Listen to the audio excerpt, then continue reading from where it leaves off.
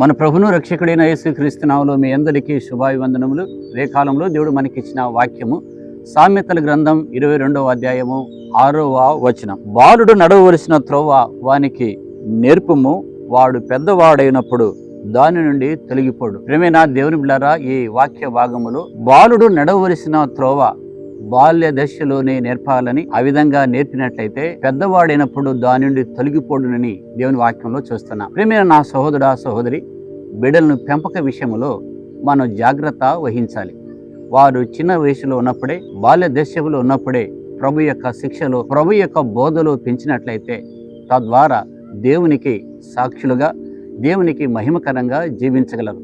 ఆ రీతిగా దేవునికి సాక్షికరంగా, దేవునికి మహిమకరంగా జీవిస్తున్నప్పుడు అది ఎంతో ఆనందాన్ని నీకు కలగజేస్తుంది. కనుక నీ బిడ్డలను పెంచే విషయంలో నువ్వు జాగ్రత్తగా వహించాలని మనవి చేస్తూ దేవుడు మిమ్మల్ని నిండారుగా ఆశీర్వదించును గాక.